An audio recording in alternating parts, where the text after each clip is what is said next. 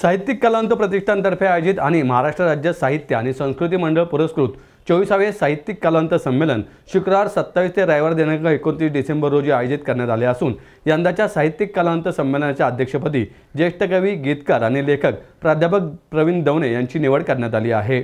दरवर्षीप्रमाणे विविध विषयांवरील परिसंवाद, कथाकथन, कवी संमेलन आणि मान्यवरांच्या मुलाखती अशा भरगच्च कार्यक्रमांनी यंदाचे साहित्यिक कलावंत संमेलन विशेषत्वाने रंगणार आहे, अशी माहिती साहित्यिक कलावंत प्रतिष्ठानचे संस्थापक अध्यक्ष आणि या संमेलनाचे मुख्य आयोजक दिलीप बराटे यांनी पत्रकार परिषदेत दिली। यावेळी साहित्यिक कलावंत प्रतिष्ठानचे सचिव विदा पिंगळे, प्रतिष्ठानचे उपाध्यक्ष राजेंद्र वाघ, खजिनदार संजय भामरे आणि देवेंद्र सूर्यवंशी उपस्थित होते। यशवंतराव चव्हाण नाट्यगृह कोथरूड येथे आयोजित या संमेलनानिमित्त चित्रप्रदर्शनाचे उद्घाटन 27 डिसेंबर रोजी दुपारी 4 वाजता प्रसिद्ध चित्रकार रामकृष्ण कांबळे यांच्या हस्ते होणार आहे। तर दुपारी 4:30 वाजता ज्ञानगंगा पुणेचा सहभाग असलेल्या ग्रंथ महोत्सवाचे उद्घाटन पुणे पुस्तक महोत्सवाचे संयोजक राजेश पांडे यांच्या हस्ते होणार आहे। सायंकाळी 5 वाजता 24व्या साहित्यिक कलावंत संमेलनाचे उद्घाटन राज्याच्या महिला व बालकल्याण मंत्री आदिती तटकरे यांच्या हस्ते होणार आहे। यावेळी या संमेलनाचे अध्यक्ष ज्येष्ठ कवी, गीतकार आणि लेखक प्रवीण दवणे यांची प्रमुख उपस्थिती लाभणार आहे। उद्घाटन सोहळ्यानंतर संध्याकाळी 7 वाजता पुरुषोत्तम करंडक विजेत्या एकांकिकांचे सादरीकरण होणार आहे। त्यामध्ये MES गारवारे वाणिज्य महाविद्यालय पुणे प्रस्तुत यश गणेश मेंगडे आणि मानस जोगळेकर लिखित आणि यश गणेश मेंगडे दिग्दर्शित बस नंबर 1532 आणि MA सो IMCC पुणे प्रस्तुत ओम नितीन चव्हाण लिखित आणि दिग्दर्शित सखा या 2 एकांकिका सादर होणार आहेत।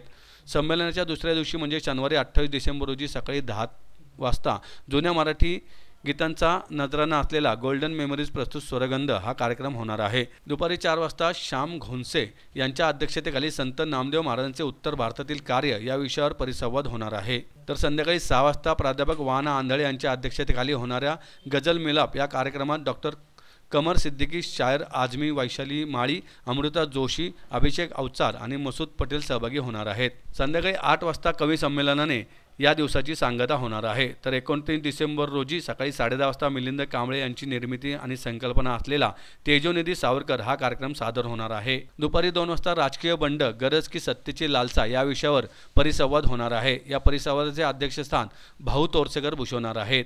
दुपारी 4 वाजता प्रसिद्ध कादंबरीकार विश्वास पाटील आणि प्रसिद्ध कलावंत आनंद इंगळे यांच्याशी डॉक्टर गणेश राऊत संवाद साधणार आहेत। तर संध्याकाळी 6 वाजता प्रसिद्ध उद्योजक स्वर्गीय रमेश गारवारे यांच्या स्मरणार्थ प्रसिद्ध साहित्यिक अच्युत गोडबोले यांच्या हस्ते यंदाचा वाग्यज्ञ साहित्य व कलागौरव पुरस्कार विश्वास पाटील आणि आनंद इंगळे यांना प्रदान करण्यात येणार आहे। रात्री 8 वाजता ज्येष्ठ कवी फमू शिंदे यांच्या अध्यक्षतेखाली होणाऱ्या मान्यवरांच्या कवी संमेलनात रामदास फुटाणे, विठ्ठल वाघ, जगदीश देवपूरकर, भरत दौंडकर, कल्पना दुधाळ, देवा झिंजाड, संजीवनी तडेगावकर, राजन लाखे, वैभव देशमुख, वैशाली पतंगे, बालिका बिटले, अनिल केंगार, हनुमंत चांदगुडे, लता येवळे आणि अस्मिता चांदणे सहभागी होणार आहेत। नमस्कार। साहित्यिक कलावंत प्रतिष्ठान आयोजित 24वे साहित्यिक कलावंत संमेलन 27, 28, 29 डिसेंबर या कालावधीमध्ये यशवंतराव चव्हाण नाट्यगृह कोथरूड या ठिकाणी संपन्न होते आहे। सुप्रसिद्ध कवी आणि लेखक प्राध्यापक प्रवीण दवणे यांच्या अध्यक्षतेखाली हे संमेलन संपन्न होईल। गेली 24 वर्ष प्रतिष्ठानच्या वतीने हे भव्य दिव्य साहित्यिक कलावंत संमेलनाचं आयोजन केलं जातं। यावर्षी पहिल्यांदाच महाराष्ट्र राज्य साहित्य संस्कृती मंडळने या संमेलनाला पुरस्कृत केलेले आहे, तेही आता आमच्यासोबत आहेत। गेली 3 दिवस खऱ्या अर्थाने मराठी साहित्याचा आनंद उत्सव, वैचारिक उत्सव या ठिकाणी संपन्न होणार आहे।